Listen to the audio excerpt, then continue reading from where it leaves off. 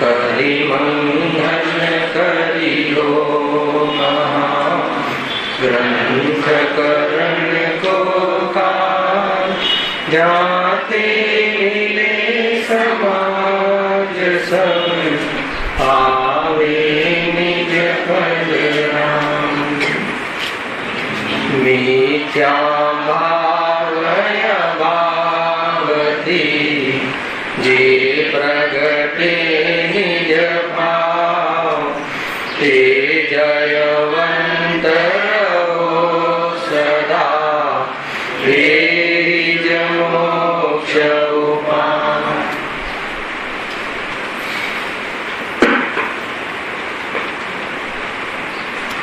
આ શ્રી મોક્ષ માર્ગ પ્રકાશક ગ્રંથ છે. બીજા અધિકાર ઉપર સ્વાધ્યાય ચાલી રહ્યો છે. ચારિત્ર મોની કર્મના ઉદયમાં જીવને કેવી અવસ્થાઓ થાય છે એ ટોપિકના અંતર્ગત ચારે ચોકડીનો જેને ઉદય હોય એને ન મિથ્યાત્વ અને ચારે ચોકડીનો ઉદય હોય એને ન તો સમ્યક દર્શનનો લાભ થાય છે, ન એકદેશ સંયમ, ન સકલ સંયમ, ન યથાખ્યાત ચારિત્ર જે આત્માના ગુણ છે લાભદાયી એ પ્રગટ થતા નથી.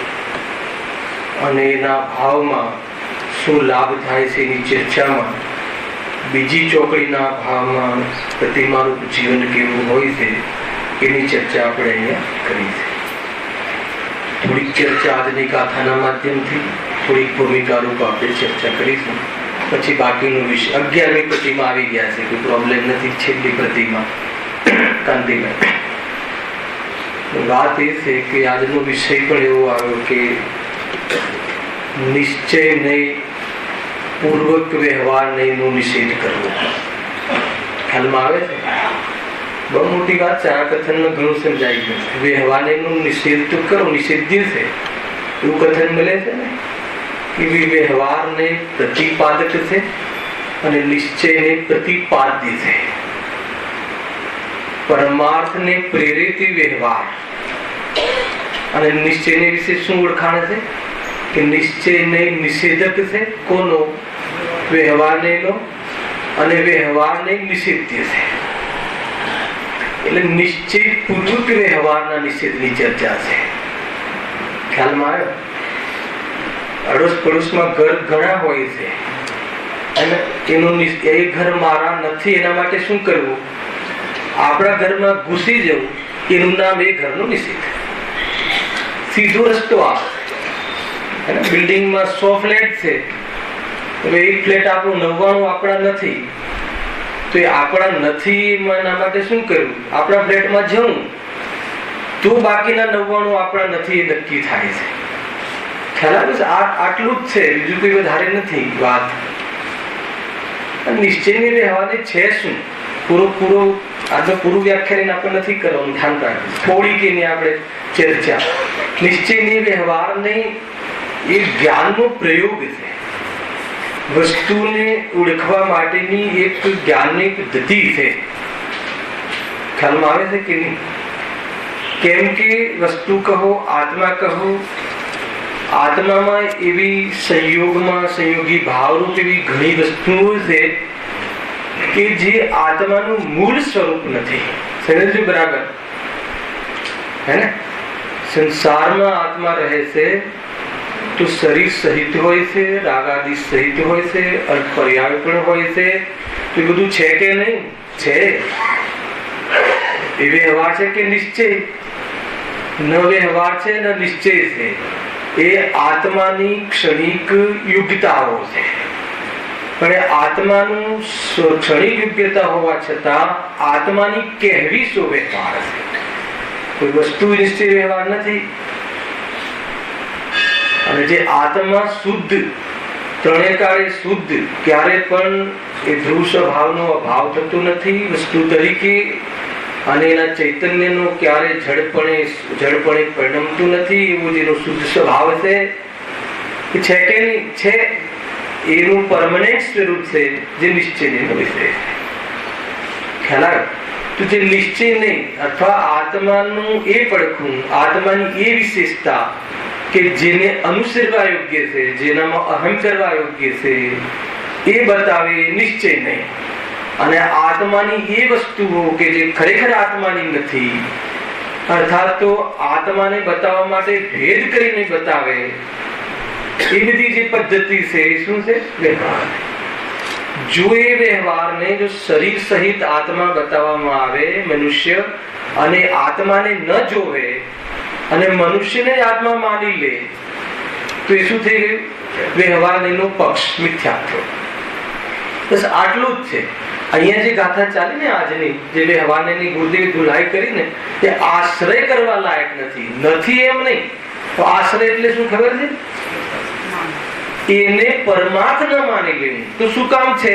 તો કે છે ને એવી સ્થિતિ સંસારમાં, શરીર કોઈ રહિત આત્મા હોય તો બતાવો. સંસારમાં સિદ્ધાલયમાં તો ઘણા બધા જ આત્માઓ જે છે સિદ્ધ ભગવંતો નિગોદને છોડીને, એ તો બધા શરીર રહિત છે. અહીંયા બતાવો કોઈ હોય તો દેખાય છે શરીર સહિત.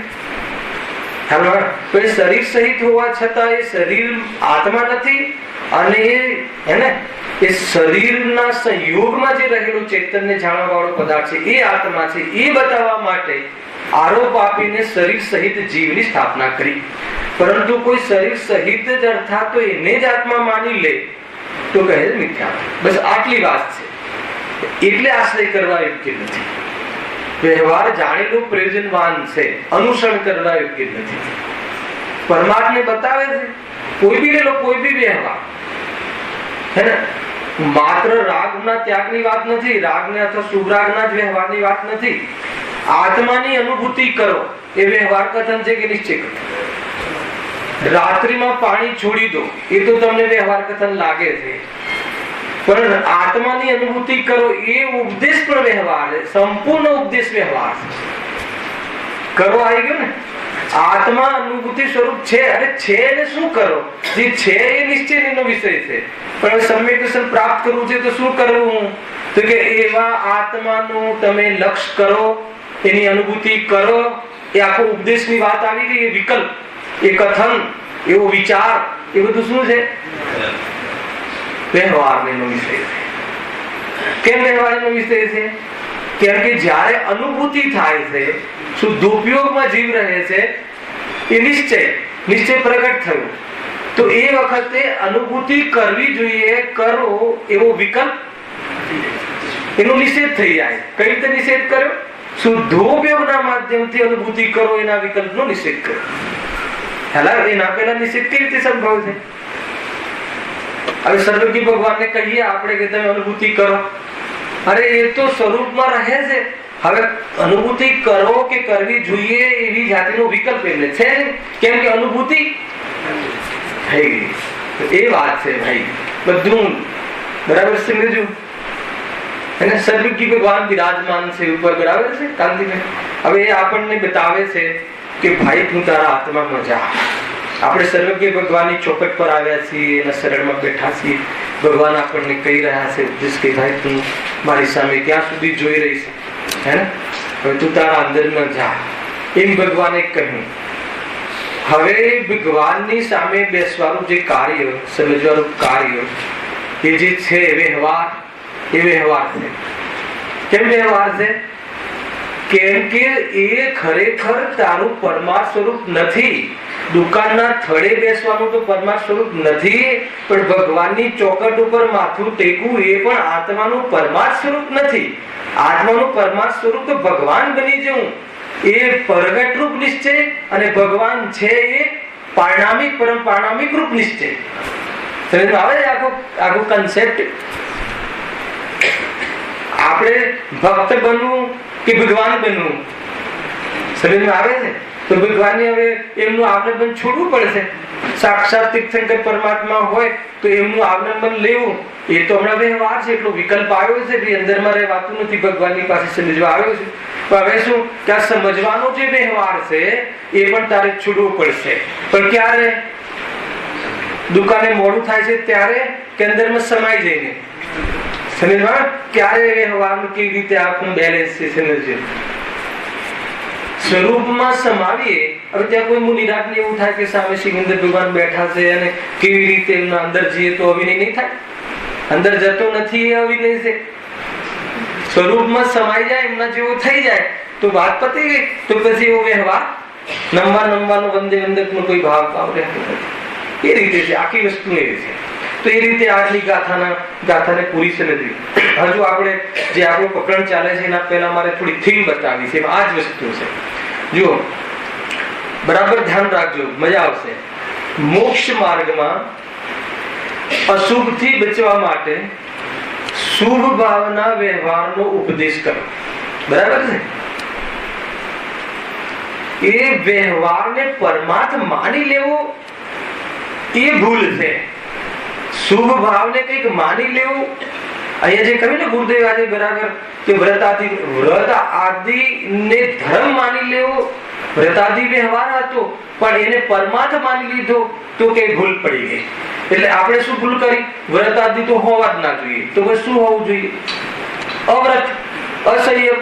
એવું પણ ક્યાં કીધું છે અસંયમ? વ્રત આદિ જયારે માન્ય નથી તો અવ્રત અસંયમ કેવી રીતે માન્ય હોય? તો શું માન્ય છે? એક જ ચીજ માન્ય છે કે તું તારા સ્વરૂપમાં રમ. આત્મા એક ચારિત્ર છે, આવ્યું ને, સ્વરૂપમાં રમી જાય એનું ચારિત્ર. પણ એ નથી રહેવાતું ત્યારે ક્યાં ક્યાં હોય અને જ્યાં જ્યાં હોય મતલબ કે આ બહારમાં જે છે પણ એને કઈક માની ના લે એટલા માટે આ રીતે નિરૂપણ કરવામાં આવે. વ્યવહારને મિથ્યાત્વ છે. વ્યવહારને મિથ્યા જ્ઞાન છે કે સમ્યક જ્ઞાન છે? બતાવો ફટાફટ. અનિલભાઈ, વ્યવહારને રાજેશભાઈ મિથ્યા જ્ઞાન છે કે સમ્યક જ્ઞાન? હે, થોડી પરીક્ષા તો લેવી જોઈએ. બોલ્યા જ રાખીએ દર્શનની દેવી. વ્યવહારને મિથ્યા જ્ઞાન છે કે સમ્યક જ્ઞાન? કોણે કહ્યું? અચ્છા, નિશ્ચય ને વ્યવહાર ને એને શુદ્ધ જ્ઞાન ના અંશ હોય છે. કોને હોય? આ જ્ઞાની ને કે અજ્ઞાની ને? હેલા, સમ્યક શુદ્ધ જ્ઞાન ના અંશ છે વ્યવહાર ને નિશ્ચય નહીં. સમજમાં આવે છે કે નહીં? વ્યવહાર નો વિષય પણ વિદ્યમાન છે ક્ષણિક તરીકે, સદા વિદ્યમાન નથી. બસ એટલું લેવું છે. વ્યવહાર નો જે વિષય છે એને પરમાર્થ માની લેવો એનું નામ મિથ્યાત્વ છે. વ્યવહારને તરીકે તો ભૂતાર્થ છે. નિશ્ચયની અપેક્ષા, શુદ્ધની અપેક્ષા આ બધું ભૂતાર્થ છે, અભૂતાર્થ છે. આખો કન્સેપ્ટ છે આ રીતે. આ બધા સિદ્ધાંત ભણવા પડશે, નહીં તો ગોટાળા થઈ જશે. આજની ગાથામાં જે ગુરુદેવની જે દ્રષ્ટિ પ્રધાન શૈલી હોય છે ને એને સમજવી જોઈએ. કાચો પારો છે, નહીં પચે તો બહુ ભારે પડી જશે. ખ્યાલ આવે કે નહીં? એ રીતે જો શું કહ્યું? મોક્ષ માર્ગમાં અશુભ થી બચવા શુભ રૂપ વ્યવહારનો ઉપદેશ આપ્યો એક, અને મોક્ષ માર્ગમાં પરમાર્થને સમજવા માટે ભેદરૂપ વ્યવહાર કર્યો. આ બે ચીજો કહી મોક્ષ માર્ગમાં. તમે એક આ તમારા સેટ ડિપોઝિટમાં રાખજો. હું 2-3 વસ્તુ બોલું છું. એક 11મી ગાથામાં એમ આવ્યું કે આ જીવને વ્યવહારને નો પક્ષ અનાદિથી છે. સમજો, એક એક શબ્દ નકામો નથી. વ્યવહારને અનાદિનો છે ના કીધું, વ્યવહારને નો પક્ષ અનાદિનો છે. અને વર્તમાનમાં પણ વ્યવહારનો જ ઉપદેશ પરસ્પર ઉપદેશ કરે છે. 2. ત્રીજો પોઈન્ટ, અને જીનવાણીમાં પણ નિશ્ચયનું આવલંબન હસ્તાવલંબન સમજીને વ્યવહારનો ઘણો ઉપદેશ કર્યો છે. સમજમાં આવે શું કહેવું છે? પરંતુ વ્યવહારનું ફળ તો સંસાર છે. 3 વસ્તુ કહી હે ને. આપણે ત્યાં 2 ટોપિક છે ને, હવે ત્રીજો ટોપિક કહું છું. એક છે બાહ્ય આચરણ, એક છે અંતરંગ આચરણ. આચરણ ચારિત્રની વાત છે ને, તો બાહ્ય આચરણ શું છે? બાહ્ય આચરણ શું છે? એનું બાયફર્કેશન, વિશ્લેષણ. બાહ્ય આચરણ એટલે કહે છે કે કસાયોમાં મર્યાદા કરવી, કસાયોમાં બુદ્ધિપૂર્વક મર્યાદા કરવી, અર્થાત તો તીવ્ર કસાયોનો ત્યાગ કરવો એ શુભ ભાવરૂપ બાહ્ય આચરણ છે. શુભ ભાવરૂપ બાહ્ય આચરણ છે. હવે અંતરંગ આચરણ નિશ્ચય આચરણ શું છે? કે જે પાપ આચરણ, પાપ તીવ્ર કષાયના ત્યાગ રૂપ શુભ આચરણ જે કર્યું, અને જે મોકો, એક મોકો ઉભો કર્યો, એક ચાન્સ ઉભો કર્યો, સાનો સ્વરૂપમાં જવાનો, એ મોસમમાં, એ મોકામાં સ્વરૂપમાં લીન થઈ જવું, ખ્યાલ, એનું નામ નિશ્ચય ચારિત્ર, એનું નામ અંતરંગા ચારિત્ર, અંતરંગાચરણ. આખો કન્સેપ્ટ આ રીતે છે. બરાબર ચાલજો નહીં તો કઈ ખબર નહીં પડે. અને હવે જે વચ્ચેનું પોર્શન લીધું ને, વ્યવહાર નહીં, વ્યવહાર નહીં નો પક્ષ તો જીવને અનાદિનો છે. એટલે શું સમજવા જેવી છે ગાથાઓ, તો બધી ગાથામાં કામમાં આવશે. વ્યવહાર નો પક્ષ એટલે શું? એટલે પેલા વ્યવહાર એક ફરીથી ચેન્જ કરું છું. વ્યવહારનો પક્ષ તો જીવને અનાદિનો છે. એક તો આવું કથન છે. પછી વ્યવહાર નયનો વિષય પક્ષ તો જીવને અનાદિનો છે. આવું કથન બનશે. તો શોર્ટ કથન છે. વ્યવહાર એટલે વ્યવહાર નહીં, કોઈ વ્યવહાર કશું હોતું નથી. નિરૂપણ પદ્ધતિ છે કે જીવને શરીર આદિ પરનો સંયોગ તો અનાદિનો છે, પરંતુ એનું સંયોગી સ્વરૂપ જે છે એનું સ્વરૂપ નથી. એટલે એ વ્યવહાર નહીંનો વિષય. જે આત્માનું સ્વરૂપ નથી પણ હાલ છે, ખ્યાલ, ખરેખર આત્માનું નથી પણ હાલ એવું સ્વરૂપ ઉપલબ્ધ થયું છે, એને વ્યવહાર નહીંનો વિષય કહ્યો. બરાબર છે? ત્યાં સુધી પ્રોબ્લેમ નથી, ત્યાં સુધી મિથ્યાત્વ નથી. શરીર સંયોગમાં રહેવું એનું નામ મિથ્યાત્વ નથી. શરીર અને આત્માને એક માની લેવો અથવા એનો પક્ષ માની લેવો. પક્ષ એટલે શું? જીવને બહિર્દ્રષ્ટિ સંયોગમાં જે કોઈ આવે, જે કોઈ શરીર આવે એને પોતાનું માની લેવું. ત્યાં મનુષ્ય શરીરને પોતાનું માને છે એમ નહીં. આપણે આ જે કીડામાં જતો રહે ને, લાલ કીડો, પીળો કીડો, તો એ શરીરનું એને શું માની લે? કેમ કે એની આદત જે છે ને પરમાં અહેમ બુદ્ધિ કરવાની, એક માની લેવાની, પોતાનું માની લેવાની, એ પક્ષ તો એનો અનાદિનો છે. હે ને? સ્વને પોતાનો માનવાનો પક્ષ તો આ જીવને આવ્યો જ નથી, પરંતુ પરને પોતાનો માનવાનો પક્ષ અનાદિનો છે. ખ્યાલમાં એવું નથી કે અત્યારે આપણે જે બિલ્ડિંગમાં રહીએ છીએ એને જ પોતાનું માન્યું છે. આયુ સમાપ્ત થતા એ તો પતી જશે. પછી આપણે કોઈ જગ્યાએ માનો ઉંદર બની ગયા, બનીએ કે ના બને? હાલો આવ્યું કીધું. તો હવે એ જે દર છે ઉંદરનું, હવે એના પર કબજો કરી લીધું. આદત શું છે? પરને પોતાનું માનવાની. અચ્છા, એ દરમાં છે કે નહીં ઉંદર? ઉંદરનું શરીર છે કે નહીં? કયો?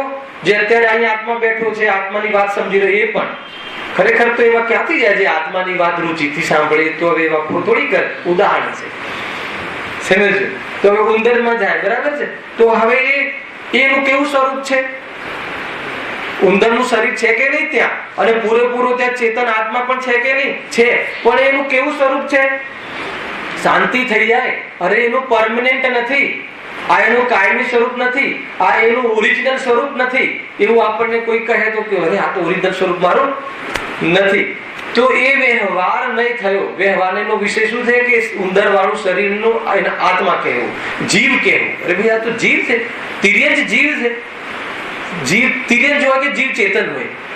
તો પણ તિર્યંજ કેમ કહ્યો? કે હાલ એ તિર્યંજના આડા શરીરમાં ઉપજ્યો છે, તો એ ખોખાની અંદર ચેતન છે, તો એ ખોખાની પાસે જા એમ.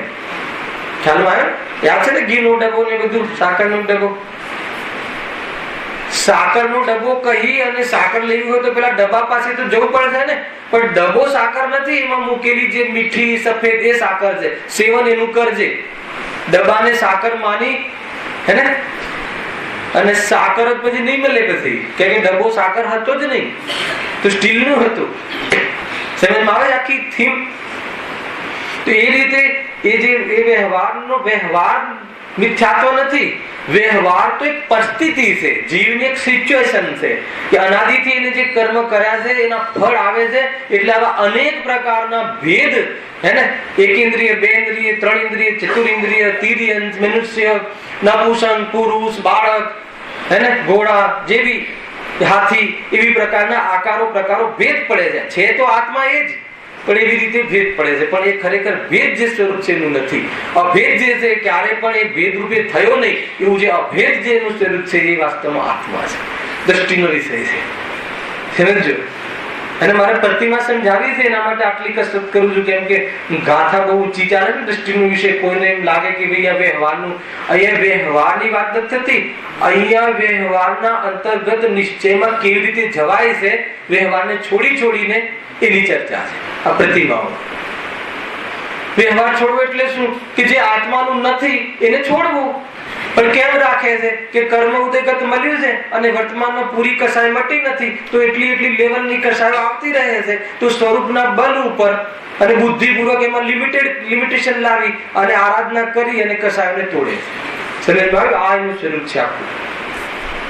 બહુ ઊંચી વાત છે. તો શું આવ્યું? વ્યવહારનો પક્ષ તો અનાદિનો છે, બરાબર છે. એક તો એ વાત થઈ. બીજી વાત શું થઈ?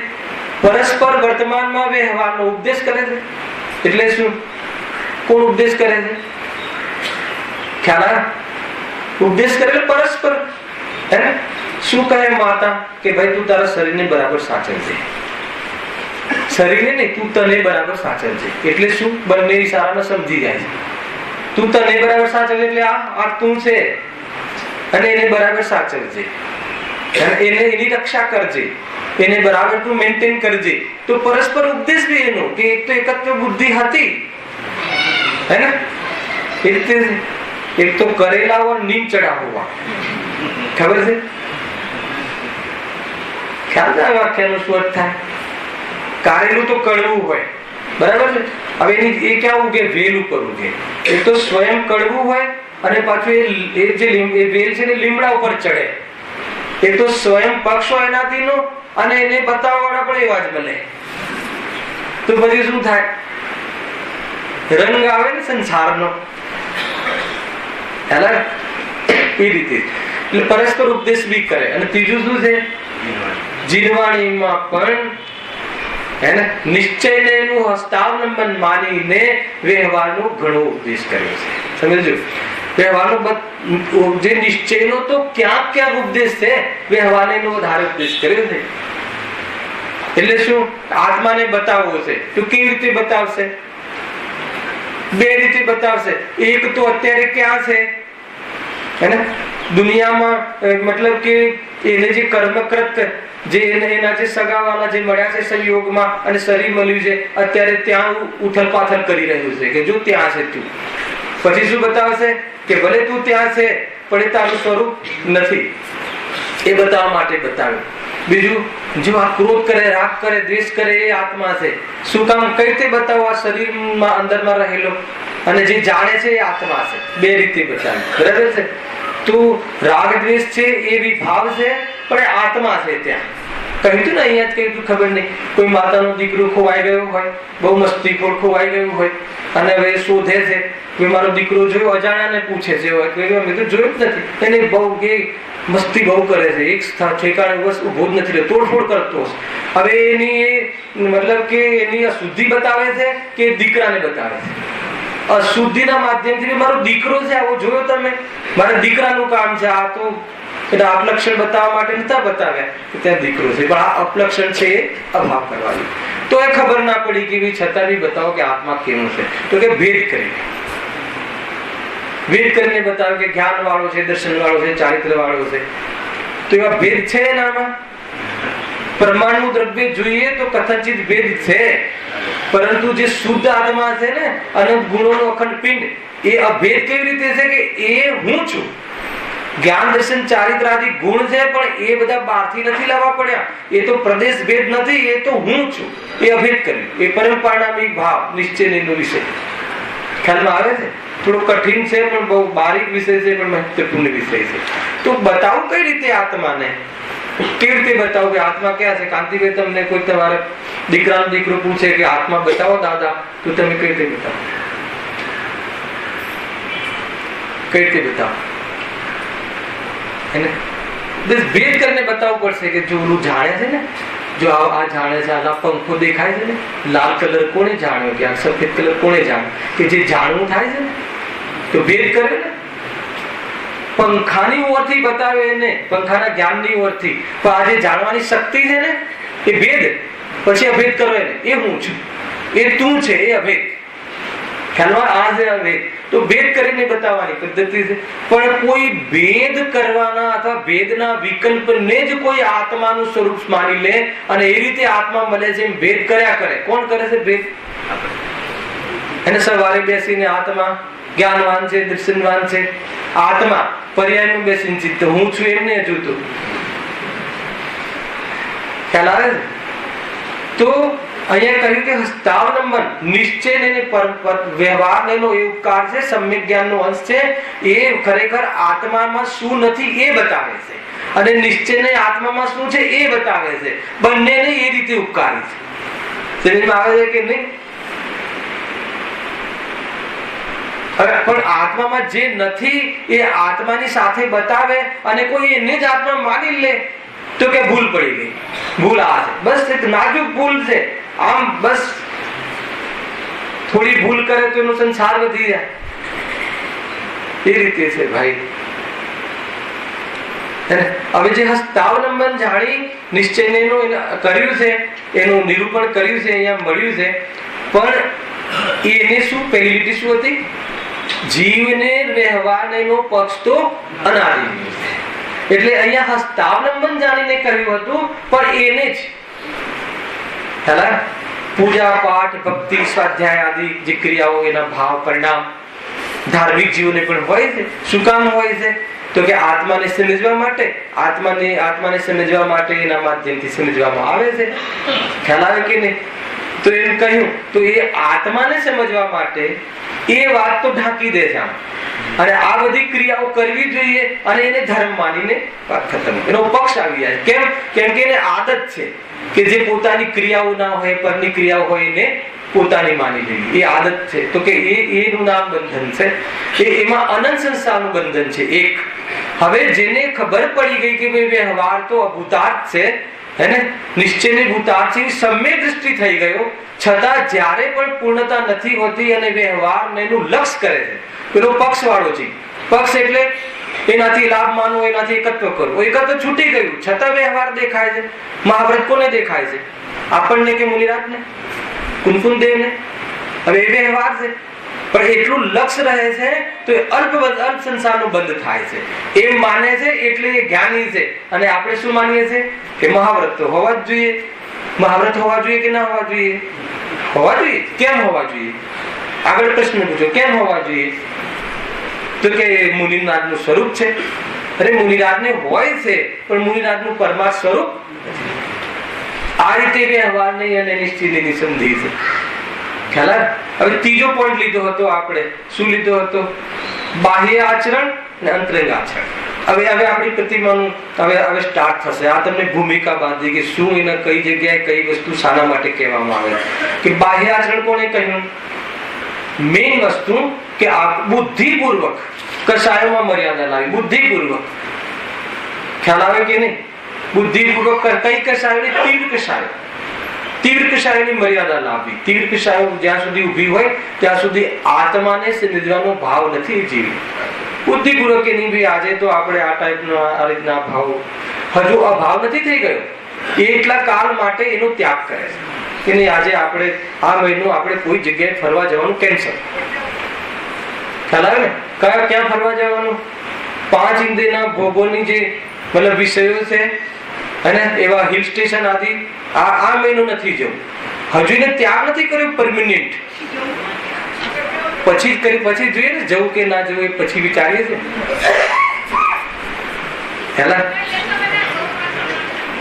કેમ એમ પછી જવું? એનો શું ખબર છે કે હજુ એને જવાનો ભાવ થોડી મટી ગયો છે. મટ્યો નથી એટલે આવી જાતિના એ પ્રયાસ કરે છે. એકદમ મટી જાય તો બહુ સરસ, પણ નથી મટ્યા તો શું કરે કે એક મહિનો નથી જવું. પછી શું કરશે? એમાં એને શું કર્યું? ઉપયોગને ફેલાવવાની મર્યાદા કરી અને બહાર જઈને ભોગ પ્રવૃત્તિ વધવાની હતી એટલે વિશુદ્ધિ થઈ. સમજમાં આવ્યો? તો આ થઈ ગયો બુદ્ધિપૂર્વક તીવ્ર કશાયનો ત્યાગ. હવે શું કરશે? ખ્યાલ? હવે શું કરશે? તો કે સ્વરૂપનો વિચાર કરશે, દેહશાસ્ત્ર ગુરુના સંયોગમાં રહેશે, તત્વચિંતન આદિના પ્રોગ્રામો રાખશે. આ બધું પણ શું છે? શુભ ભાવ. અને પછી શું કરશે? એના માધ્યમથી સ્વરૂપનો રસ ચડેલો છે જ્ઞાની ધર્માત્માને અને રસ ચડેલું છે તો હું આવો છું એવા વિકલ્પ પણ મટી અને શુદ્ધ ઉપયોગ અર્થાત તો સ્વરૂપમાં લીન થશે. આ ક્રમ છે, આ સિવાય બીજો કોઈ ક્રમ નથી. ખ્યાલ આ રીતે આગળ વધે છે જીવ. એને કયું આચરણ કહેવાય? અંતરંગ આચરણ. બાહ્ય આચરણે અંતરંગ આચરણ કરાવ્યું કે આત્માના સ્વયં પુરુષાર્થે અંતરંગ આચરણ કર્યું, સ્વયં કર્યું, પણ એના પૂર્વની પર્યાયમાં શું શું હોય છે, કેવી રીતે હોય છે એની ચર્ચા છે. આ થયા આપણે સામાન્ય પોઈન્ટ. હવે એક વાત તમને કહેવી છે જે 11મી પ્રતિમાના પૂર્વે, કે 3 પ્રકારની કેટેગરી વાળા જીવો સમાજમાં જોવા મળે છે. કયા સમાજમાં? બોરીવલી સમાજમાં કે કયા સમાજમાં? હે ને 3 કેટેગરીના. કઈ કેટેગરી જુઓ? એક જીવ તો એવું સમજે છે, હે ને, સભામાં અહીંયા મુમુક્ષુની સભાની વાત ચાલે છે. એક જીવ તો એવું સમજે છે કે ભાઈ આ તો જળની ક્રિયા છે, કશાયની મનતા તો પુણ્ય ભાવ છે, હે ને, અને એ તો આત્માનું સ્વરૂપ જ નથી. પોઝિટિવ લેશે આત્માની શાસ્ત્રનો આધાર, પછી શું કરશે? સ્વચ્છંદપણે મન કરશે, પાપોમાં ચાલી જાય છે. એક એવો જીવ મળે છે જોવા માટે. જીવ મળે છે કે નહીં? આવો કે એ તો જળની ક્રિયા છે, આમે આત્માની નથી, તો પછી એમાં પ્રવર્તે છે સ્વચ્છંદ થઈને. એક ક્વોલિટી આ હોય છે. એક બીજી ક્વોલિટી, આ ક્વોલિટી કહેવાય કે ડિસક્વોલિટી, હે ને, એક ક્ષેત્રની ક્વોલિટી, સંસારની ક્વોલિટી, રખડવાની ક્વોલિટી. એક બીજો એવો જીવ હોય છે કે જે એના જીવનની જે બધી પ્રક્રિયાઓ છે, જીવન નિર્વાહની, 5 ઇન્દ્રિયના પ્રવૃત્તિની, ભોગોની, ખાવા પીવાની, રહેન સહેનની, એમાં બરાબર નિયંત્રણ રાખે છે. બરાબર એકદમ, અને જીવન જાણે નિવૃત્ત જીવે છે. એને 2 મહિના દેવલાલી રહી આવે, 2 મહિના સોનગઢ, 2 મહિના તારંગાજી, બસ આમ જાણે નિવૃત્ત. આપણે વેપાર આદિ કશું એકદમ, અને જેવી ખાવા પીવાની જેવી ક્રિયાઓ આદિ બધામાં ખેંચી એકદમ ટાઈટ પોઝિશન, અડે નહીં એમ એ અભક્ષ ચીજોને, એવી પ્રક્રિયાઓ કરે. પણ શું છે કે એમાં સંતુષ્ટ થઈ જાય છે. વાત પતી ગઈ. ખ્યાલ આવે છે કે નહીં? અને ત્રીજી કેટેગરી કે એ બધું કરે છે, નિવૃત્ત તો થઈ જાય છે બધું જ, મતલબ કે પોતાની જે 5 ઇન્દ્રિયોની જે પ્રવૃત્તિ છે બરાબર નિયંત્રણ, જરા પણ એમાં લાગે કે આ ધર્માત્મા છે, પણ એનામાં અસ્થિ નથી આવતી. આ તો નાસ્તિથી કર્યું, પણ પછી શું કરે છે એ સમાજની પંચાયત કરવામાં સમય વિતાવે છે. કેમ કે ખાવા પીવાની પછી આ આમ કરે છે, આ બહુ ખાય છે, આ રાત્રિ ભોજન કરે છે, આ તે કરે છે, આખું એનું પ્રવૃત્તિ. આપણે ક્યાં અટકે છે એ બતાવવું છે, બાકી બહુ મોટી વાત નથી. આમાં તો સ્વપદનો ભેદ વિજ્ઞાન ધડાધડ તમને કહી દઈશ.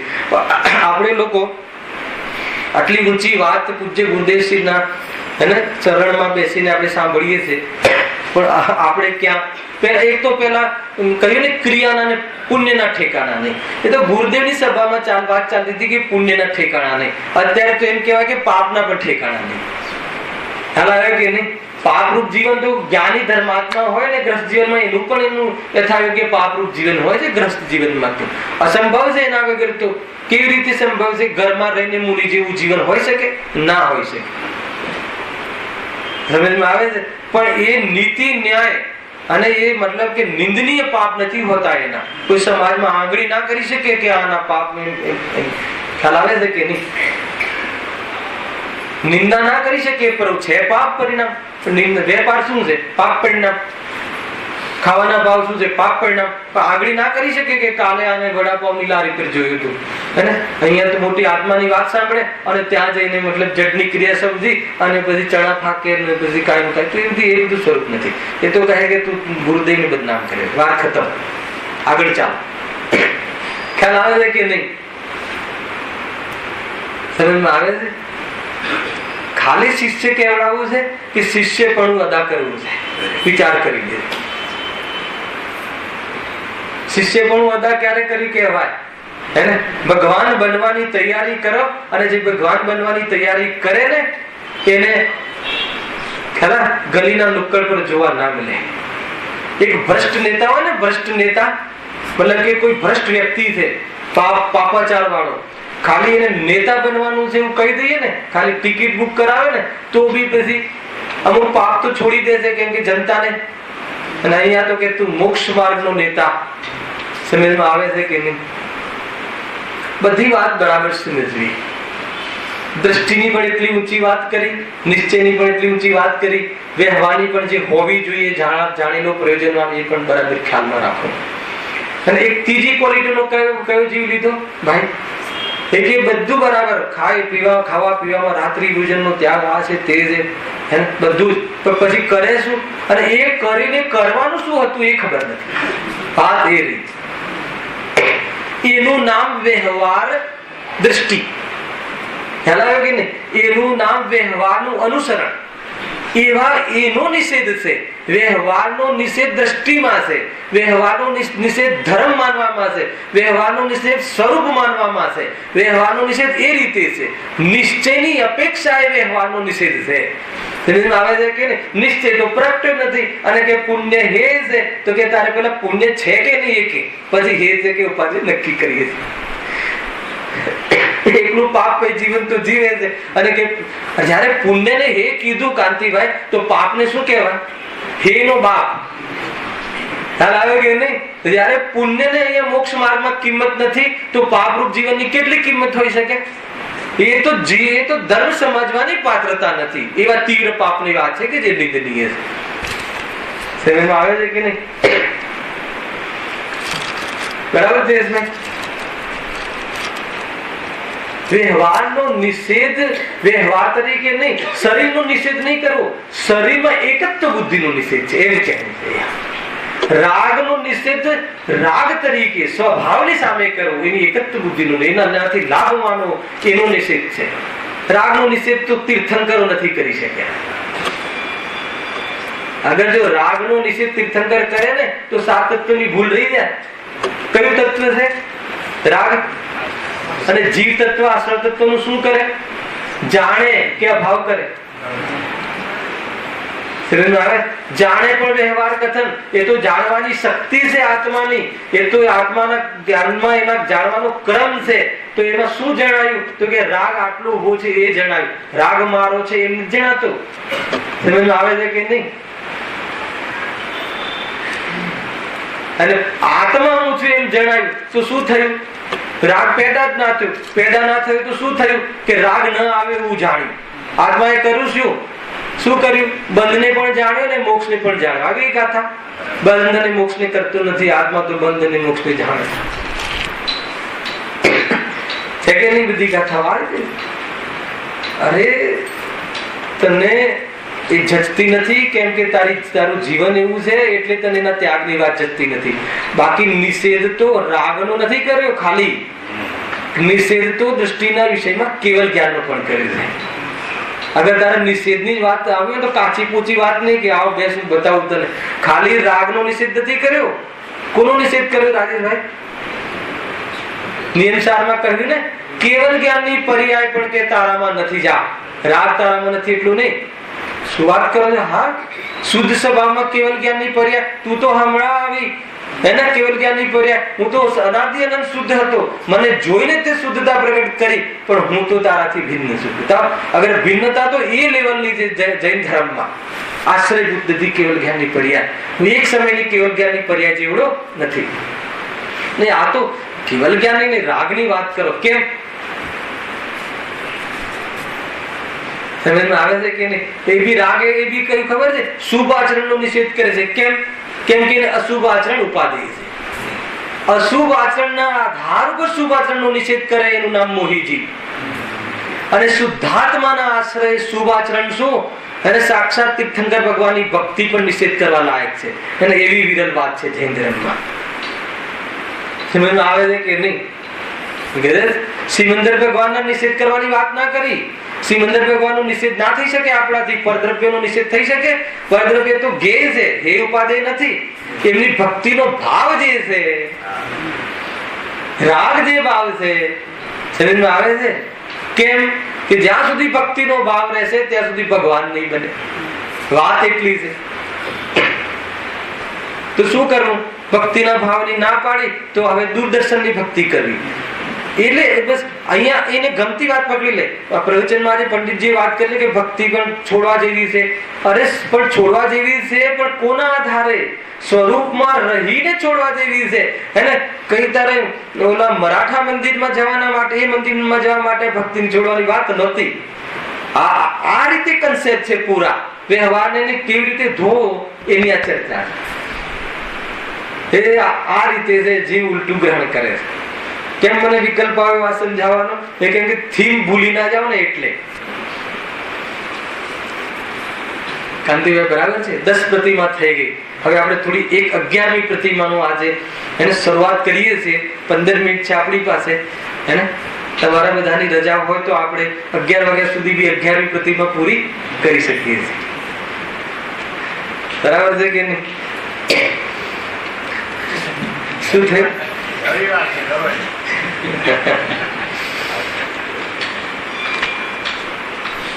રવિવાર છે એટલે કરીએ કે જાણવા જેવું છે એટલે કરીએ?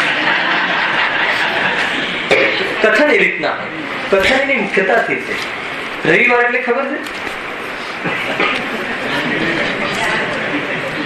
જો ત્યાં ખબર પડી જાય ને, રવિવાર એટલે રજા. બરાબર? રવિવાર એટલે રજા. શાનાથી રજા? શાનાથી રજા? દુકાન ખોલવાથી, પેમેન્ટ લેવાની જવાબદારીથી. સમજો, જે મતલબ જે એનાથી નિવૃત્ત થવું એનું નામ રજા, ને રજા એટલે મજા. બરાબર છે? તો ત્યાં પણ એ વાત બતાવે છે. બધી નિવૃત્તિ થઈ ને, આ બધી ઝંઝટ છે. આજે તો રિલેક્સ, રજા એટલે રિલેક્સ, ઇંગ્લિશમાં કોઈ નવા હોય તો. બરાબર ને? તો તે રીતે રિલેક્સ. એ બધી જવાબદારીઓ માથાકૂટ આ બધી, પછી પેમેન્ટ લેવા જાઓ, 2 કલાક બહાર બેસાડે, પછી આપે ના આપે, અને આપે તો પણ શું તે બધી જવાબદારીઓથી આજે એ બધી જવાબદારીઓ પણ કયા આધારે? કે આજે દુકાનો ખુલ્લી નથી એટલે, નહીં તો આજે ચાલુ રાખત. આત્માના આધારે નહીં.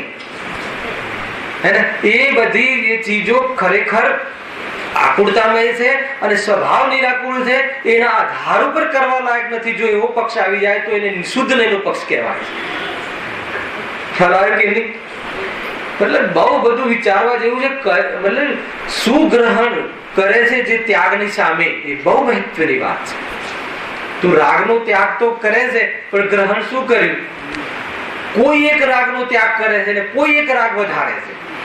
એ ગ્રહણ ત્યાગની પદ્ધતિ નથી. સમજ આવે પ્રફુલભાઈ? દુકાનના રાગનો આજે ત્યાગ કર્યો મજબૂરીથી, અને કુટુંબને ફરવા લઈ જશે, હે ને, પથ્થર બતાવવા. એક બી સમય મનુષ્ય ભવનો ખોવા જેવું નથી. ક્યાં લઈ જશું? ક્યાં બતાવીશું? શું બાકી રાખ્યું છે મિથ્યાત્વને લઈને જોવાનું? પરાવર્તનમાં છે શું પણ જોવાનું? બતાવ. ભાવ જ જાગૃત ના થવો જોઈએ. શું કરશું જેને? બતાવ. ચલો ચોપાટી જઈએ આપણે બધા અહીંયાથી. પછી શું કરશું? તે રેતી જોવાની, પાણી જોવાનું, બીજું શું જોવાનું? કે જે પૂતગલનું સ્વરૂપ છે. અરે અહીંયા બેઠા બેઠા ખ્યાલ આવે છે કે એ તો પૂતગલનું સ્વરૂપ છે, આત્માનું સ્વરૂપ નથી. એટલું જ જોવાનું હતું સુખી થવા માટે. હે હા, જીવથી ભેદ ગયા, જીવથી જુદી વાત છે ભાઈ. એ બધી ખરેખર આ રીતે છે. અચ્છા, મને એ બતાવો, અહીંયા જે યુવા વર્ગ બેઠું છે, જે પણ કે જે ચોપાટી જઈને તમે આવ્યા હોય અને પછી શું થાય છે ઘરે આવીને? અચ્છા, ત્યાં શું થાય છે? ઘરે જવાનું મન કેમ થાય છે? જો ત્યાં તમને સુખ મળતું હોય, આનંદ મળતો હોય, પછી ચલો હવે ઘરે, હવે કંટાળો આવે. શું થયું? સમજ આવે શું શું કહું છું? લોજિકલ વાત છે, ન્યાયથી વાત છે.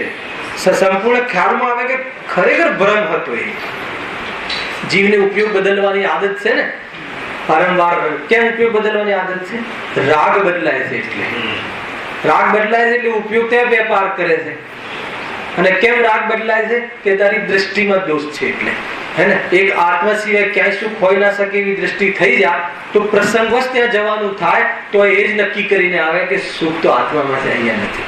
એ જ સેવન કરે અને ત્યારે એ જંગલનો માર્ગ ખુલે. ત્યારે બહારના પદાર્થોનું લક્ષ તૂટે, રાગ તૂટે અને એના સંયોગો પણ મટે. એનું નામ બાદશાહ, મહારાજા. કે જેને દુનિયાના જેટલા પણ સામર્થ્યશાળી જે પુરુષો છે, હે ને, જડપતિઓ, એ બધા એવા મુનિરાજના શરણમાં નમે છે. નમોસ્તુ મુનિરાજ. સમજમાં આવે છે આખી વાત અનિલભાઈ? એક વાર તો મુનિરાજને યાદ હરેક પ્રવચનમાં આવે, શું કરે તો કોઈ ઊંચી દશા છે ભાઈ, આવવાની જ આપણે ત્રીજી ચોકડીના ભાવમાં, નેક્સ્ટ વીકમાં આવી જ જશે, પણ આપણા જીવનમાં ક્યારે આવશે વાત એની છે. સિલેબસમાં આવે વાત જુદી છે, બરાબર છે. 11મી પ્રતિમા જો બહુ સરસ ચર્ચા છે. કેટલી પતિ આપણે 10 કરી ને, 8, 9 ને 10 એ 3નું ગ્રુપ આપણે લાસ્ટ ટાઈમના વ્યાખ્યાનમાં આપણે લીધું હતું. 8માં આરંભ ત્યાગ પ્રતિમા, 9માં પરિગ્રહ ત્યાગ પ્રતિમા અને 10મી અનુમતિ ત્યાગ પ્રતિમા. આ બધો ક્રમિક વિકાસ છે, હે ને? આ બધી એક સાથે નથી હોતી, ક્રમિક વિકાસ. જેમ જેમ વિતરાગતા વધે, જેમ જેમ આસક્તિ ઘટે, જેમ જેમ સ્થિરતા વધે, એમ એ પ્રમાણેની આની જીવન છે. એ તો હવે આવશે, આજે એનું જ વારો છે. 11મી પ્રતિમા, 10મી પ્રતિમા સુધી તો એ ઘરમાં રહે છે, હે ને? 10મી પ્રતિમાને યોગ્ય જે વિતરાગતા છે એ લેવલની ઉત્કૃષ્ટ વિતરાગતા ગ્રસ્ત જીવનમાં 10મી પ્રતિમાને અનુકૂળ જે વિતરાગતા છે એનાથી વધારે વિતરાગતા સંભવ નથી. ખ્યાલમાં આવે છે? પછી 11મી પ્રતિમામાં ઘરનો પણ ત્યાગ આદિની ઓર વિતરાગતા વધે છે. મતલબ કે ગ્રસ્ત જીવનમાં વિતરાગતા વધે તો કેટલી વધે એનું લેવલ છે. એનાથી વધારે વિતરાગતા ઘરમાં રહેવાનો રાગ હોય અને એનાથી વધારે વિતરાગતા ન રહી શકે, હે ને? પણ ઘરમાં રહીને બધાને જ આટલી વિતરાગતા થઈ જાય એવું નથી, દરેક સમય દ્રષ્ટિને, પણ વિકાસ કરે તો આટલો થઈ શકે એ રીતે છે. સમય દ્રષ્ટિ જીવની વાત છે. આ તો સમય દ્રષ્ટિ જીવ, એને એના હજુ એને મતલબ શ્રમણ થવાનું સામર્થ્ય નથી, તો ઘરમાં રહીને પણ કેટલી વિતરાગતા, કેટલી સ્થિરતા રહી શકે. અલ્પ કાલમાં, શીઘ્ર કાલમાં, વિશેષ વધારે કાલવાળી, અલ્પ કરીને શીઘ્ર કાલમાં, અને પહેલા પૂર્વ કરતા વિશેષ કાલ, વધારે કાલ એકાગ્ર થવાની જે મતલબ કે પુરુષાર્થ છે એ ઘરમાં કેટલો રહી શકે. તો હર અંતર્મુહૂર્તમાં જઈ શકે એટલો ન થઈ શકે, પરંતુ એના નીચેના લેવલમાં કેટલો થઈ શકે એના નામે 10 પ્રતિમા ગ્રસ્ત જીવન. પછી 11માં પણ એ છે શ્રાવક ભૂમિકા, શ્રવણ ભૂમિકા નથી. આજે એ જ લેવાનું છે, પણ હવે તો સમય થવા આવ્યો, પણ હવે એની ભૂમિકા આપણે બાંધીએ છીએ અને શનિવારે એની વિસ્તારથી ચર્ચા કરીશું. તો ક્યાં સુધી આવ્યા હતા કે જ્યારે બ્રહ્મચર્ય ગ્રહણ કરી લે છે, એને પોતાના દીકરાઓને પણ લગ્નમાં જવાનો ભાવ છૂટી જાય છે અને સ્વસ્ત્રીના પરિણામનો પણ ત્યાગ થઈ જાય છે, એટલે પોતાનો વિસ્તાર પણ વધે નહીં. આ બધું શું વિકલ્પો આવ્યા, પણ અંદરમાં વિતરાગતા વધી, નિશ્ચય, શુભ વિકલ્પ એ વ્યવહાર પ્રતિમા. સમજમાં આવે છે કે નહીં? કહ્યું તો ને હમણાં, બાહ્ય આચરણ જે મર્યાદા કરે છે એ વિકલ્પ કરે ને, માત્ર વિકલ્પ નહીં, અંદરમાં એની વિતરાગતા વધી છે, એટલે ભાવ તૂટતો જાય છે. જબરજસ્ત વાત છે ભાઈ. આ તો ખસાડને ખોખરી કરવાની વાત છે, પતલી પાડવાની વાત છે. બ્રહ્મસ્ત્ર જેને ગ્રહણ કર્યું છે ને બ્રહ્મરૂપી શાસ્ત્ર, બે ચીજ. બાહ્યમાં બ્રહ્મને બતાવવાનું શાસ્ત્ર અને અંદરમાં બ્રહ્મસ્ત્ર, આ બ્રહ્મ શુદ્ધાત્મા, એનું જે શસ્ત્ર છે, ખ્યાલમાં આવે છે? શસ્ત્ર છે એનો જો પ્રયોગ કરે તો જેટલા પણ જે દુશ્મનોના ઈરાદા છે ને એ ઈરાદામાં નાકામયાબ થઈ જાય. કોણ છે દુશ્મન? કસાય, મોહ, રાગ, દ્વેષ. અને જ્યાં શુદ્ધાત્મા ચૈતન્યની શક્તિ તરફ લક્ષ્ય કરે અને એમાં સમાઈ જાય તો કહે છે કે જે ઈરાદો હતો કોનો? રાગનો. ક્યાં? કે આને જરા રખડાવું, તો એનો ઈરાદો શું થઈ ગયો? નિષ્ફળ થઈ ગયો. હલાવે છે કે નહીં? આ છે બ્રહ્મસ્ત્ર, એનો ઉપયોગ કરે છે, બ્રહ્મરૂપી શસ્ત્ર. મુનિરાજ શું કરે છે? એને કોઈ પૂર્વનો કોઈ વેરી જીવ આવીને મતલબ કે એનો વેર વાળવા માટેના શરીર આવીને કાપે તો શું કરે છે મુનિરાજ?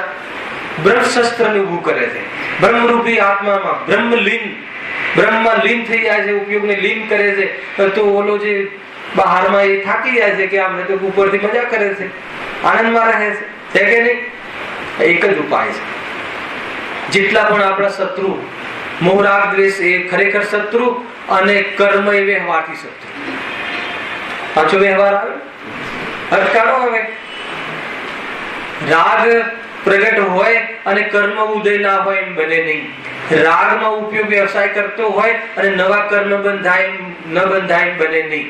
એટલે ખ્યાલ તો એ શત્રુ મોહ, રાગ, દ્વેષ રૂપીનો સપોર્ટ એ છે. તો એ છે પણ એ શત્રુનો ઈરાદો અરે ઉદયમાં હોય ત્યારે પણ એનો ઈરાદો આપણે નાકામયાબ કરવો હોય તો શું કરવું? એનું સ્વામી ના બનવું. દ્રષ્ટિમાં એનું સ્વામિત્વ તોડી નાખ. તો શું થશે? અનંત સંસારના બંધનું કારણ વાળા કર્મો નહીં આવે. આવ્યો કે ના આવ્યો? આ છે ઉપાય. ઉદયમાં હોય એ વખતે, રાગ ઉદયમાં આવે એ વખતે જ્ઞાનની એવી દિવ્યતા છે કે આ રાગ તે હું નથી એવું અગર તું નિર્ણય અને પ્રતીતિ કરીને સ્વરૂપમાં સમાઈ જા તો ઉદય તો આવશે પણ વેદનમાં નહીં આવે.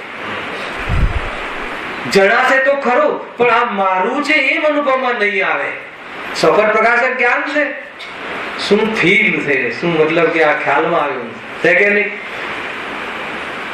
તમે કયા આધારે કહો છો કે ઉદયમાં આવ્યું ને? મુનિરાજોને ઉપસર્ગ નથી થતા, ઉદયમાં આવે છે પરંતુ ક્રોધ નથી કરતા, ઉત્તમ ક્ષમાના ધારી છે, ઉપરથી આત્માનું વેદન કરે છે, ઉપરથી અસારતા લાગે છે, જે નક્કી કર્યું હતું પ્રતીતિ હતી સિદ્ધ થાય છે કે કર્મ આવે એનો ઉદય આવે અને એક કાલમાં પાની પરિસ્થિતિ બને. કોની? આની. કોની ના બને? મારી. એ ભેદ જ્ઞાન, એ દ્રષ્ટિ ભેદ. અને એટલે શું થયું? એટલે ઉપયોગ ત્યાં આવે. તમાશું જોવા જતું નથી તો શું કરે? બહુ કામ છે ઘરે, આપણે ત્યાં કઈ નથી થયું, ચલો ઘરે બહુ કામ છે. સમજમાં આવે છે વાત? કરીએ છે કે નહીં? અહીંયા બાજુમાં આગ લાગી હોય એ તો સમજ પણ થઈ જઈએ છે કે ભાઈ આપણે ત્યાં કઈ નથી, ચલો આપણા ઘરે આપણે રોટલા ખાવાના બાકી છે. આ છે કે નહીં? સમજમાં આવે છે? બસ એ રીતે જ છે બધું બરાબર. સ્વપ્રનું ભેદ વિજ્ઞાન પણ તું તારી મનોગત કલ્પનાને અહીંયા જે છે એ પ્રમાણિત કર. એ રીતે શરીર આદિમાં તો એ ઘર મારામાં થયું નથી, ચલો આવ્યું ને ભેદ દ્રષ્ટિ. તો એ રીતે મુનિરાજ અંદર સ્વરૂપમાં એ ચૈતન્ય શક્તિનો જો દીવાનો થઈ જાય, જો વર્તમાન ઉપયોગ, તો કહે છે કે આ પાગલપણ પાખંડપણ બધું કશું જ ના રહે. બધી પ્રકારના વ્યભિચાર, બધી પ્રકારના કર્મબંધનના કારણ એ અસ્ત થઈ જાય. સમજમાં આવે છે કે નહીં? સમર્પિત થઈ જાય, શરણમાં આવી જાય કે આને ત્યાં મારે કઈ કામ. શાંતિમાં બેસે છે વાત હે ને? ખીલી જાય ને ચહેરો. કયો? આત્માનો ચહેરો. આ ચહેરો યાદ ના આવે એનું નામ આત્માનો ચહેરો ખીલી ગયો. સમજમાં આવે છે? હવે સ્લોગન છે આ ચહેરો આત્માનો છે જ નહીં. આ માટી આ ભૂલી જઈએ. જેને યાદ રાખવાનું છે એને આપણે ભૂલી જઈએ છીએ. જેને ભૂલવાનું છે એને એનું નામ મોહ. ભૂલી જઈએ એટલે શું? ભૂલ પડી થી એ નીકળી ગઈ. ભૂલી જવું એટલે શું? એ મારું માનતા છે જ નહીં ચહેરો. વાસ્તવમાં કહું છું પ્રભુ, આપણને ખ્યાલ જ ના આવે કે કોઈ આવી માટીનો કોઈ ખ્યાલ ના આવે એટલે આપણો ના લાગે ને, આપણો ચહેરો જ ના લાગે એટલે ત્યાં એવું દાયિત્વ જ ના રહે. તો એટલી તૈયારી છે ચૈતન્ય શક્તિનો દીવાનો થઈ જાય ઉપયોગ. તો કહે છે કે 12માં શું એમ દુનિયાને તો પાગલ લાગે કે ના લાગે? જેટલા તીર્થંકરો થઈ ગયા ને એ તો એનું સ્વરૂપ જો કોઈ સમજે, એનું જીવન કોઈ જોવે અજ્ઞાની, તો એવું લાગે કે આ તો બધું પાગલ પણ કર્યું. આટલા અરબો ખરબો, આટલી સોનાની ખાણો ને આટલું બધું વૈભવ છોડીને કોઈ જાય? શું કહે જીવને અજ્ઞાની? તું વળગી રહીશ, તું અહીંયા રહીશ. જે 2-5 કરોડ છે હલા એક ચિંદીસુ ઉંદરના હાથમાં આવી ગઈ કે પોતાને બજાજ બાંધવા લાગે. એવું તો અજ્ઞાનીનું સ્વરૂપ છે કે નહીં? ઘીન આવી જાય આપણા પર 2-5 કરોડ. ગુરુદેવ કહે છે કે 2-4 રોટલા શું પુણ્ય તને તારા સામે નાખ્યા કે તું પોતાના આવ્યા. 2-4 રોટલાની કિંમત પર આત્માની કિંમત તને રોટલા જેવી કિંમત લાગી. હું તો ઘણી વાર ચપટી સાકર કહું છું. આ જીવને આત્માની કિંમત ચપટી સાકર કરતા પણ વધારે નથી લાગતી હે ને? એ ડબ્બામાંથી આટલી સાકર પડી જાય ને જે ખેદ થાય ને એવો ખેદ એને આત્મા માટે ક્યારે નથી. તો એને ચપટી સાકર કરતા આત્માની કિંમત ઓછી આપી. તો એને પછી આત્મા મળે તો ક્યાં? કઈ ફિલ્મ ઓલી ભાઈ અમારે કઈ કહેવું છે એમાં આવી જશે. દુનિયા તને જીવ નહીં માને હે ને? એ રીતે છે. જબરજસ્ત વાત છે ભાઈ, સમજવા જેવી વાત છે. સમય પૂરો થઈ ગયો છે. 11મી પ્રતિમા સાંભળવા માટે કાંતિભાઈ શનિવારે આમંત્રણ આપવામાં આવે છે. ખ્યાલ આવે? સહેજાનંદી